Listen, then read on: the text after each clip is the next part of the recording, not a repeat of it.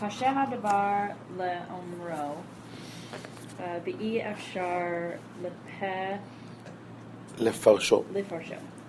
Rabbi Shimon ben Yochai said, "It is hard to say and impossible to articulate." That's how I feel about the entire Hebrew language. Okay, lishnei atlitin shehayu omdin unit gashim lifnei hamelech. This is analogous to athletes who are standing and wrestling in front of the king. Okay. Ilu rotzeh hamelech pirshan. If the king wanted to, he could have separated them. Lo rotzeh lipirshan. Chazak echad al havero hargo. Right. Okay. He did not want to separate them. He did not want to separate them. One of them overpowered the other and killed him. V'haya sabeach ve'amar ma'ayin man yib'ei dini kadam malka. He was screaming and saying, "Who will bring my case to the king?" That's it. What? Why did you vocalize the last piece? Because it's Aramaic, and I was able to vocalize this one well before my program failed me. Okay, so yeah, thoughts? Any thoughts on this story? What are they commenting on? Did it continue on the next page? What are they commenting on? Yeah, I have no idea. It's on Genesis. So what? On the next page, is that the end of it? No. Oh yeah. Sorry. Oh, okay. It's the hint. Ka kol b'nei achicha tzoakim alai min hadama. So also, the voice of your brother's blood screams at me from the ground. Whoa. Where is this? Cain and Abel, yeah. Yes. Oh, okay. Okay, so this is the context. He comments on this verse where Cain kills Hevel. So God could have stopped it. God could have stopped it. But he didn't. So who's guilty? God? God. Yeah. I mean, I'm sure that's not the end, solution here, but that's what it sounds like. Right. Well, that's where they're trying to point the. Can we find a hint to that in the biblical text? Let us see. What? So, let's just say this first. Rabbi Shimon ben Yochai says, "Kasher hadavar lomro." What I'm going to say is very difficult to say. Ve'i efshar lapeh lefarsho. And to articulate is even more difficult. Because it seems like he relies on a wordplay in the text. Is What chapter in Genesis? chapter not 8, It's it's a lesson. chapter 4. Rabbi, isn't it a lesson? What? If God wanted to get involved, he would have. But Yes. this is a lesson to be learned. That you have to deal with your own demons? Yeah. And people have to learn. Here. No, 4:10. 4:8 to 10. Kol b'nei achicha. Tzoakim Elai. Chapter 4, verse 10. Elai in Hebrew could be interpreted in two ways. It could be to me, or it could be at me, That should be done. which is also like alai. So it's a wordplay. Tzoakim Elai, Tzoakim Alai. God tells Cain, your brother's blood is complaining at me, about me. I did something wrong. So, if this is only hooked in this text, yeah, it's connection is very feeble. We don't really see it. But if we look at the whole story, we might be able to see it. But we'll look at it.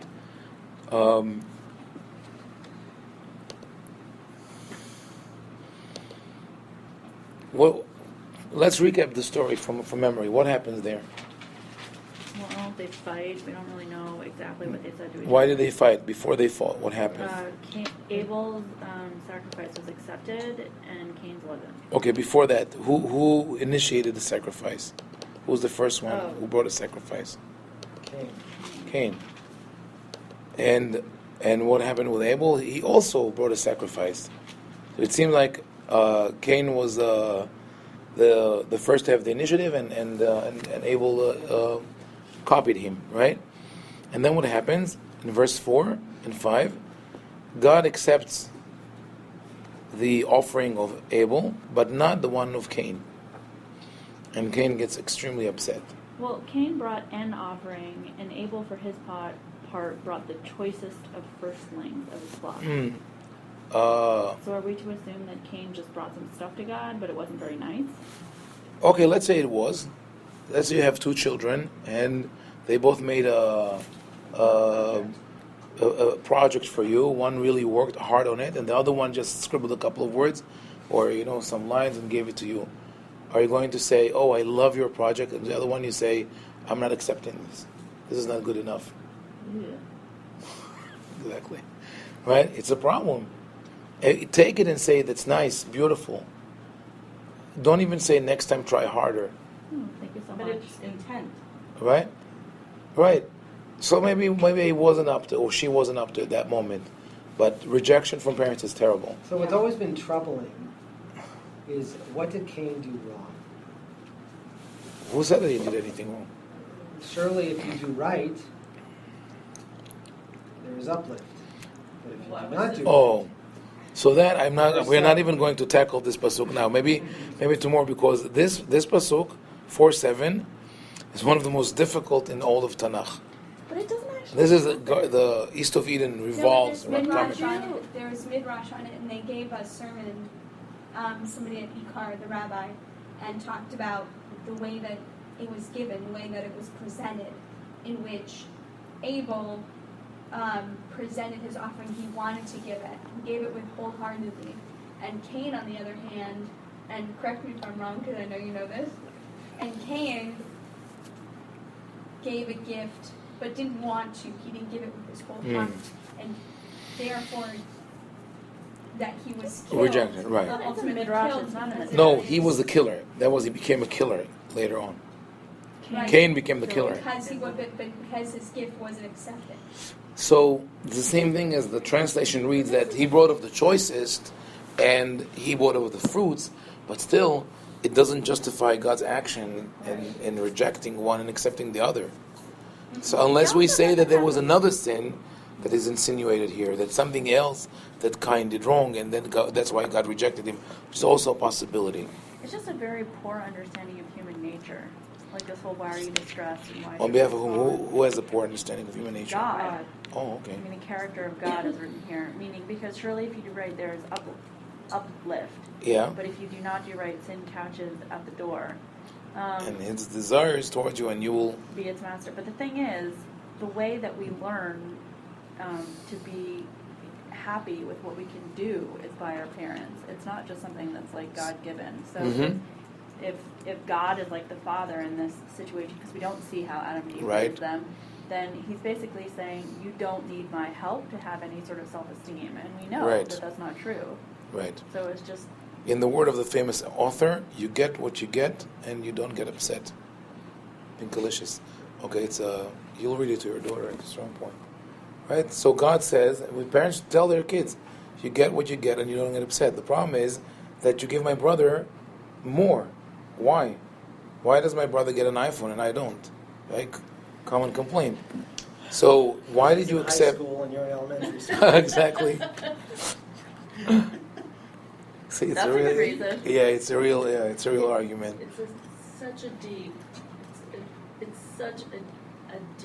kind of reality among siblings. Yeah, why is Ben able Whether to you stay want out? it or not, exactly. It's there. I mean, Whether you want it or not, one of the siblings will feel inferior. But you have to think that It's a human nature. while siblings play a large role in it, that if you are trying to communicate to God, and God being a parent who does fit, that regardless, he would have asked, why are you rebuking me, or why are you ignoring me? Right. And God seems to say, just, you're good, you're fine. But You'll do. But the fact that he could see Yeah. the response just exacerbates that. Yes. So I personally believe, and maybe that's what Rabbi Shimon says, Kasha davar lomro, it's hard to say it, but the guilty party in this story is God. Now, of course, this is a parable. God is telling us a story. So God is entitled of telling us any story he wants, and he can tell us a good story, he can tell us a bad story. I mean, I'm not saying that the narrative is bad, but that this is a story without a happy end, and we learn from the mistakes of others. So God could have told us a story of good parenting, but we would never know what is the alternative. What happens with bad parenting? This is a story It's a story about what happened. about bad parenting. This is a story where God creates tension and doesn't ease it. He rejects the offering of Cain, and when Cain gets upset, he says, you have to live with it. This is what you have. Just deal with it. Very common also from parents to children. Just deal with it. I had one man in my office in his mid-30s crying about a sin that he committed. So it was a big issue. He betrayed his wife, and she kicked him out of the house. And very, very powerful. I mean, in terms of the jet set. He says, "I'm a broken man." It's okay. Then I said, "And how did your family respond?" Right? So his mom is not interested. She was never there for him. And his father says, just man up and come back to work. Stop crying like a baby. Like he doesn't care either. Like deal with it. And this is not that he created the crisis. It's another issue. But parents do that to their children. Just deal with it. Maybe as a married man, yes, he'll have to. And he created but when they do it with teenagers and with younger kids, there's a problem. The parents do have to be there, especially if they created this kind of discrimination, which. Right. So they create the dynamics, and look at the reaction of Cain. We're moving a little bit into Tanakh, but it's important because Cain makes the accusation. If you realize, when God addresses Cain, and says, "Where is your brother?" and he says, "Am I my brother's keeper?" Famous statement. God says, "You're going to be accursed by the ground, which took your brother's blood from you. It will not serve you anymore. You will be a wanderer." Cain says, Gadol avoni mineso in Hebrew in verse 13, which could be read with a question mark. Gadol avoni mineso, is my sin too great to bear? It says, Gerashta oti hayom me'al panei adama u'mipanecha esater. In verse 14 he says, you have driven me away and I have to hide from you. I think what he tells God is this: I'm not the first one to be driven away and to hide. Adam also had to hide among the trees. Midrash? No, that's my Midrash, I think. No, but I mean, recently I was just learning that, and I was wondering if you taught it in this class, that Adam had no idea that you could petition to God. Oh no, So I didn't Cain teach actually, it. Oh, I don't know. Yeah, that he learned the concept of teshuvah from Cain. Yeah. He said, "Man asa bedincha." What was the verdict? And he says, "Yatzati bedimos." I was acquitted. What? How were you acquitted? I made teshuvah. Adam says, "Oh, I didn't know that you could do teshuvah. I'll do it also." Right. Yeah. Where would I learn? So, but I think what Cain tells God here is, something is wrong with your system, because my father was in the Garden of Eden. He made a mistake. He hid, and then you kicked him out. Now I made a mistake. I hid, and you're kicking me out. So something is wrong with if it keeps happening, something is wrong with your system. So Cain is defined even after the fact. He defends himself. He doesn't really apologize. I mean, according to this. Let me see 1 second.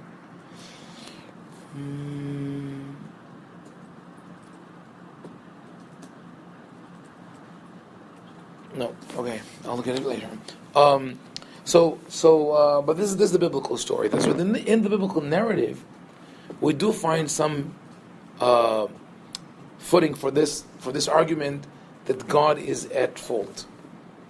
So when Rabbi Shimon Bar Yochai says it's difficult to say, he says it's in the text, but we have to dig it out. We have to really look at it from a different perspective.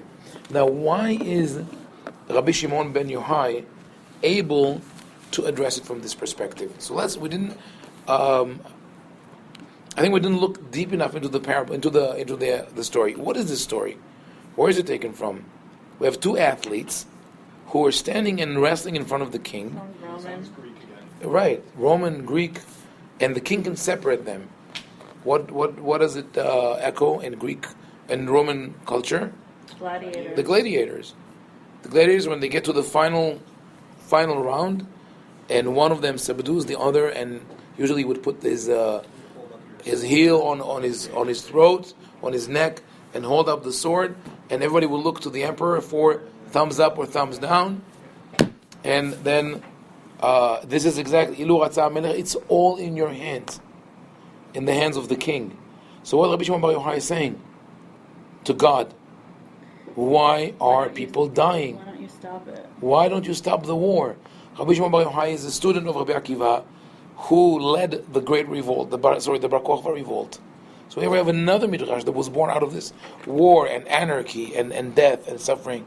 And Rabbi Shimon says it's difficult to say, because even though he's building off this, he's relying on that story of Cain and Abel, but really he has this theological argument with God. He has a theological crisis.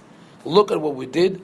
We were willing to sacrifice our lives for you, for Kiddush Hashem, for building the temple, for reclaiming our territories, for having religious autonomy. And what do? You kill us. He says, the Romans didn't kill us, you kill us. It's the same argument that people had after the Crusades. They said, and after the Shoah. After the Shoah. What time is this referring to again? After the Bar Kokhba revolt. Because Rabbi Shimon is one of the students of Rabbi Akiva. I'm putting on the board, it's empty, but I wrote it before. So it's still like in my memory, it's still there. Right, because if he wanted us to win, we would have won. Yeah. See 1 second this. Adam, Cain, Shuvah. So, we have several interesting things in this Midrash. First of all, we see that beyond what sometimes seems like the superficial wordplay, there's really deep biblical interpretation. I showed this Midrash once to a rabbi who is a very logical, biblical critic, and he completely eschews Midrash. He thinks Midrash is all fantasy stories and all that. And I told him, like, we have to be critical in our approach to Midrash.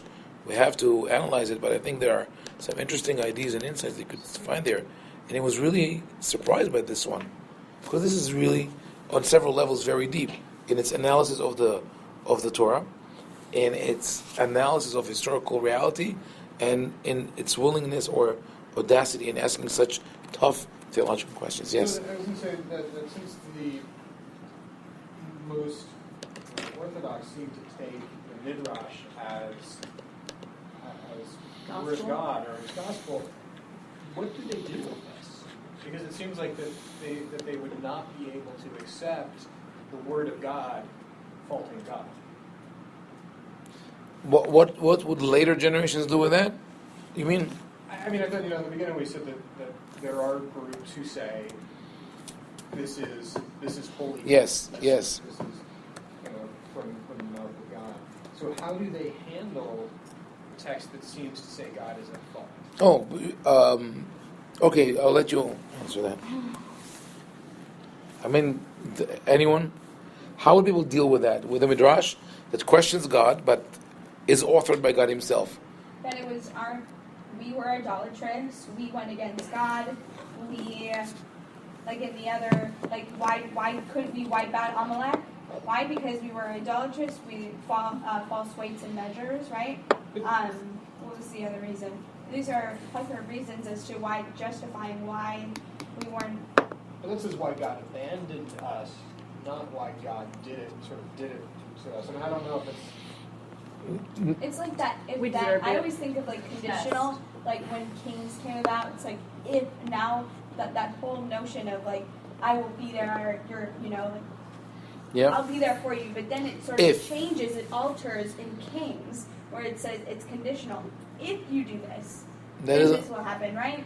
If you don't, this is what's going to happen. Mm-hmm. In a plethora of lists that. You just identified another major problem of parenting, and that is conditional love. I love you if this and this and that. To make it better. Yeah, yeah, that I is. try really hard not to say good girl, because she's good whatever choices she makes. Yeah, you have to So be I say specific. good job. Good or job is also well not done. specific enough. You Well, tell her, it's I like- love the way you did your bed. I love the way you drew this picture. Thank you for cleaning up. Thank you for cleaning up. No, be specific. Yeah, good job. Because You cleaned up. Good job. You cleaned up, right? But no, when I say about conditional, is a nice part with parents. They would say if my son doesn't get straight A's, he knows that he risks losing my love. Dangerous. Yes, or not living up to family values, family values, right?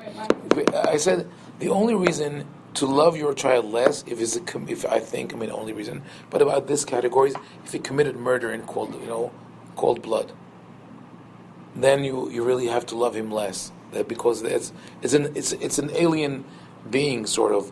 But other than that, unconditional love doesn't mean that you accept everything the child does. You could rebuke and argue and criticize and fight even, but love is always there. And actually, my daughter wrote a song called "Unconditional Love." She didn't publish it yet, though.